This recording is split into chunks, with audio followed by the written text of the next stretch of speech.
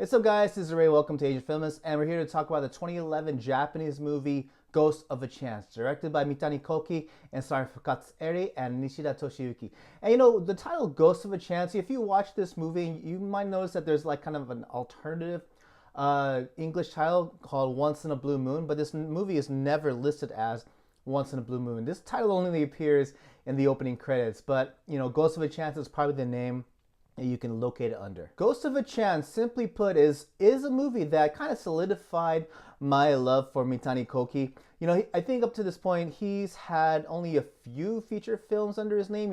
The Magic Hour is what introduced me to him, really. But Ghost of a Chance really solidified Mitani Koki as a name, as a director that I just have to see every movie that they put out. And I'll tell you why. This movie is an ensemble cast. It's led by the two actors I mentioned, Fukatsu and Nishida Toshiyuki, both of whom are amazing actors. Like, I think Nishida pops up in just about every Mitani Koki movie, and Fukatsu, like, every time she's in a role, she performs the hell out of it. But anyways, these two are at the top of this ensemble cast of a lot of people. I mean, Abe Hiroshi's in it, Asano Tadanobu's in this. You even have Koinato Fumio and Takeuchi Yuko. You got a lot of big stars in this movie. And the thing with when it comes to ensemble movies, I'm always kind of weary of how it's going to perform, because usually the stories are all over the place. It's very jumbled and very just full of clutter. But in my opinion, Ghost of a Chance just makes everything work out. So Ghost of a Chance, it's about this defense attorney by the name of Hosho Emi, played by Fukatsu. And she's not a good lawyer. She keeps losing. She's in danger of losing her job. Her boss, who's played by Abe Hiroshi, doesn't want to let her go because he was apparently good friends with her dad, and he doesn't want to see her ruin her dad's name. But anyways, he gives her this last chance to defend this client who's accused of murdering his wife. However, he has this alibi that the reason why he couldn't have murdered his wife is because he was stuck in this inn way off in the mountains, and he couldn't have left this room because there was this spirit of this dead warrior who was sitting on top of him and just essentially trapped him in the room. So Hosho tries to get to the bottom of this, visits the inn in the mountains in the hopes to kind of find something that'll help her out, and lo and behold, she meets the spirit himself, whose name's Rokubei. And so Hosho has this brilliant idea that, why not bring Rokubei, this spirit, to testify in defense of her client. So next starts basically this circus of introducing this ghost as a prime witness to this murder trial. And of course, Hosho is the only one who can see Rokubei, but that's where the source of a lot of the shenanigans happen. And long story short, this movie reminded me of one of my favorite game series of all time, Ace Attorney.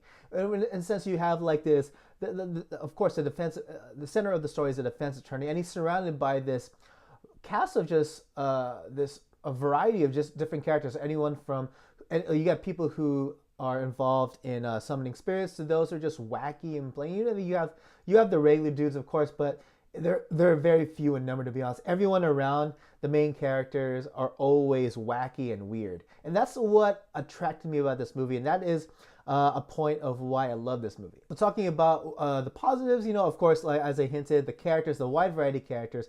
Hosho herself, Fukatsu, the performance that she pulled in was so charming. She was absolutely wonderful, just cute and adorable and spunky the whole entire way. She was kind of like the character who didn't have a clue much of what to do, but then she still spoke loudly in an effort to show that she wouldn't back down. Yeah, and I just kind of love the spunky sass that Fukatsu brought to her character. And then you have Rokubei, the warrior spirit, who's played by Nishida, and he's absolutely funny. Of course, his language and his personality are that of a warrior from centuries ago. And just seeing that mix in with the modern world, it's actually very cute. The way he just interacts with just things, anything from food to the people around him, especially people who can't see him. He acts in a way that you would expect someone from our age to kind of troll. These people can't see. Like, there's this lady. He kind of just dances and swings his hips in front of, while she's kind of kneeling in front of where he's generally at. And to Fukatsu's dismay, she's like, stop that. But of course, the lady can't see what Rokubei is doing. But It was just stuff like that. That was just a small funny scene, but it kind of builds up from that point. And then you have the variety of characters surrounding these two main ones. Like Abe Hiroshi, he plays a snacking boss who's always trying to snack on sweets behind Fukatsu Eri's back against her and his doctor's wishes. And you have Kichi Nagai, who plays Hosho's rival prosecutor.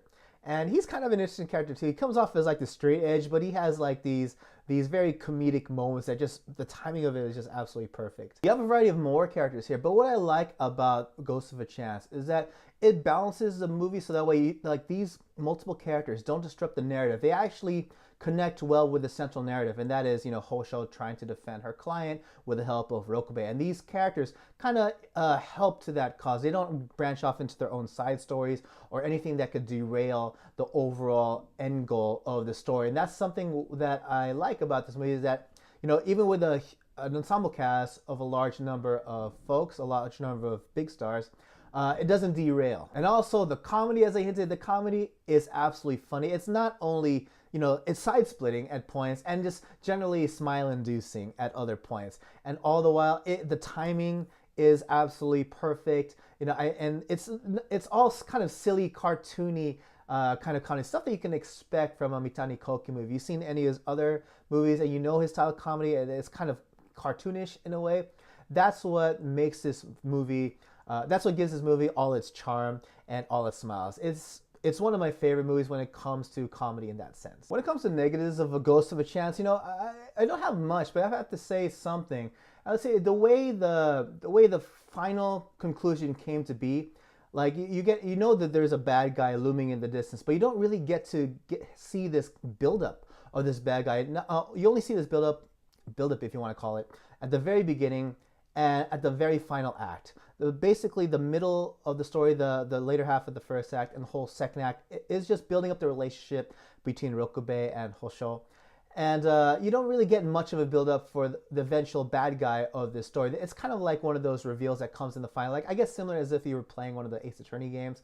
But, I think that was probably one of its weak points, is that you didn't get a proper build-up of who would essentially be the main villain of the story. And another negative, it's kind of a small one, but it's not only the eventual reveal of the bad guy, but there are certain relationships, because there's so many characters in the movie, when they're trying to introduce certain characters that are supposed to be some kind of emotional crux to the main characters or even the story, because it's so sudden, and there's some Easter eggs, some hints leading up to the eventual reveal of some of these characters, but with the actual payoff, you know that something should be there, but you don't exactly feel it 100%, because they kind of bring it up in the scene quite suddenly, relatively speaking, and because it's just hints and the teasers leading up to these eventual characters being revealed. The impact, yeah, like I said, the impact is not 100% there. But I think, to be honest, the amount of smiles and laughs I've experienced while watching this movie kind of made up for that. It's definitely one of the most charming movies I could ever watch. But yeah, I mean, overall, what did I think of A Ghost of a Chance? It's one of my absolutely favorite movies, comedic movies to come out of Japan, and it's definitely my favorite movie of Mitani Koki. The Magic Hour was cool.